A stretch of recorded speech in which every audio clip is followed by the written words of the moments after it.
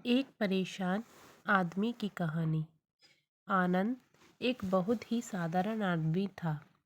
उसका एक अच्छा खासा परिवार और एक नौकरी थी, लेकिन पिछले कुछ दिनों से वह काफ़ी परेशान रहने लगा था।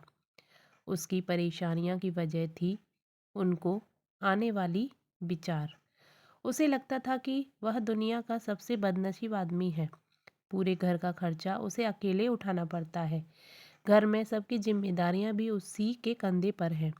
आनंद की परेशानियां उसके चेहरे पर दिखने लगी थी।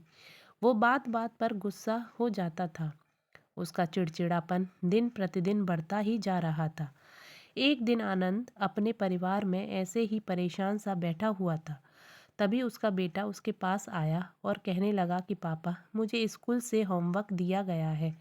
क्या आप मुझे होमवर्क करने में हेल्प करेंगे? आनंद अपने बच्चे की पूरी बात सुने बिना ही ऊपर उसके ऊपर गुस्सा हो जाता है और उसे काफ़ी भला बुरा सुना देता है। बच्चा वहाँ से निराश होकर चला गया। थोड़ी देर बाद आनंद का गुस्सा शांत हुआ। तब उसे अपनी गलती का एहसास हुआ। आनंद अपने बच्चे के कमरे में गया, जहाँ उसने देखा कि उसका बच्चा नोटबुक में होमवर्क करते करते ही सो गया था। उसने नोटबुक उठाकर देखी। उसमें आज स्कूल से एक विषय पर पैराग्राफ लिखने के लिए दिया गया था। विषय कुछ ऐसा था, ऐसी चीज़ें जो पहले बुरी लगती हैं लेकिन होती अच्छी हैं। बच्चे ने एक कुछ पैराग्राफ उस विषय पर लिखे लिए थे। आनंद उस नोटबुक में लिखे को पढ़ रहा था। बच्चे ने कुछ इस तरह से लिखा था, मैं उन परीक्षाओं का धन्यवाद करता हूँ जो पहले मुझे बुरी लगती थी, लेकिन बाद में मुझे समझ आया उनके बाद ही वैकेशन आता है।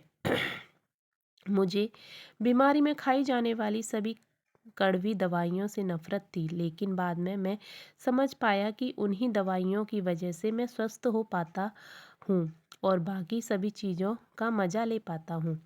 सुबह सुबह बजने वाला अलार्म मुझे अच्छा नहीं लगता, लेकिन मैं बाद में समझ पाया उसी अलार्म से मुझे सुबह जल्दी उठने की आदत लगी और वही अलार्म ही मुझे जिंदा होने का एहसास दिलाता है।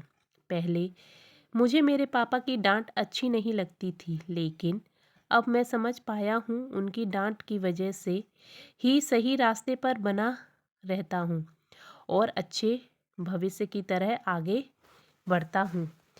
इन सभी चीज़ों के लिए और ख़ास कर मेरे पापा के लिए मैं भगवान को धन्यवाद देता हूँ, क्योंकि मुझे डांटने के लिए मेरे पापा तो हैं। मेरे दोस्त के पास तो मैं उसके पापा ही नहीं हैं। मेरे पापा ही मेरी सारी ज़रूरतें पूरी करते हैं। कभी कभार डांटते भी हैं तो भले मेरे भले के लिए।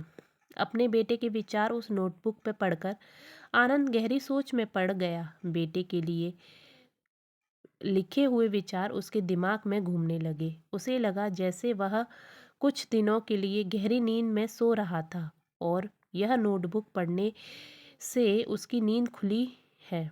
आनंद ने पेन और नोटबुक ली और अपने विचार लिखना शुरू किया। आनंद ने लिखा कि मुझे अपने घर का खर्चा उठाना पड़ता है। इसका मतलब है मेरे पास एक बहुत अच्छा घर है और नौकरी भी है।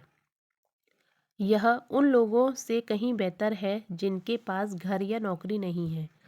सबकी जिम्मेदारी मुझे निभानी पड़ती है। इसका मतलब है मेरे पास अपना परिवार है। मतलब मैं उन सभी लोगों से ज़्यादा खुशनसीब हूँ जो अकेले या अनाथ हैं। आनंद ऐसे ही एक के बाद एक अपनी सारी परेशानियाँ लिखता गया और उन परेशानियों का दूसरा पहलू जो कि पूरी तरह पॉजिटिव था, ये सब करने के बाद उसका मन और दिमाग बिल्कुल हल्का हो गया। उसे लगा जैसे जिन्हें वो परेशानी समझ रहा था वो कोई परेशानी नहीं थी। दोस्तों, अब हम में से कई लोग अपने जीवन में घटने वाली हर घटना को नकारात्मक दृष्टि से देखते हैं और हमेशा दुखी रहते हैं। हमें हर समस्या या परेशानी का सकारात्मक दृष्टि से देखना चाहिए। जिस दिन से हम ऐसा करने लगेंगे उस दिन से हमारी हर समस्या गायब हो जाएगी, क्योंकि कोई भी समस्या एक नेगेटिव विचार से ज़्यादा कुछ भी नहीं होती है। पॉजिटिव रहोगे तो अच्छा सोचोगे और जीवन में सब अच्छा अच्छा होगा। तो भाइयों और बहनों, आज की कहानी आपको कैसी लगी ये कमेंट करके ज़रूर बताइएगा। थैंक यू, धन्यवाद।